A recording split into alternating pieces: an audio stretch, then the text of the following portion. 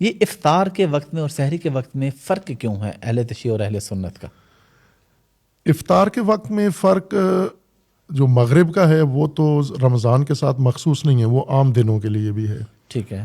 چونکہ نماز کا ٹائم یا خصوصاً افطار کا ٹائم جو قرآن کریم نے اس کے لیے آیت کریمہ بیان کی ہے وہ ہے لیل. لفظ لیل استعمال ہوا ہے، یعنی آپ روزہ طلوع فجر سے رکھو، جب وہ دھاگا سیاہ اور سفید دھاگا تشخیص ہو جائے، الگ ہو جائے، یعنی صبح کا عالم فجر کا جب شروع ہو تو وہاں سے آپ امساک کرو، روزہ رکھو اور اس کو لیل تک جاری رکھو.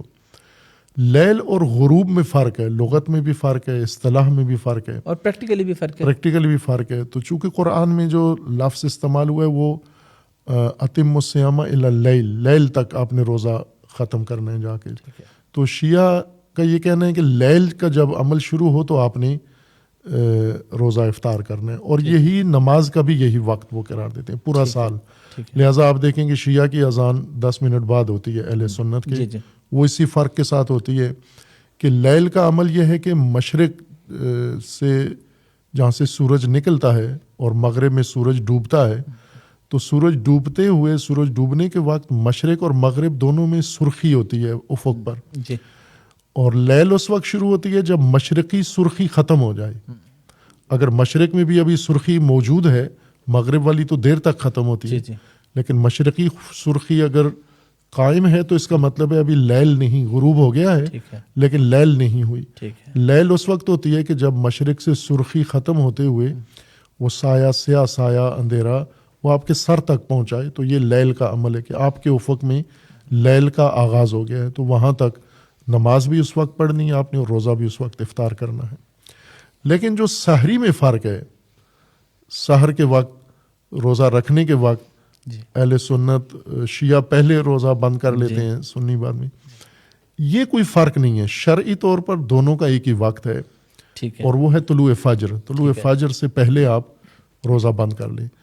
احتیاط کے طور پر، محض احتیاط کے طور پر، چونکہ وقت کی تشخیص پہلے بھی آج بھی مشکل ہوتی ہے. آج تو لوگ گھڑی دیکھ کے روزہ رکھتے ہیں، لیکن پہلے زمانے میں اس روشنی اور سیاہی دیکھ کر کرتے تھے.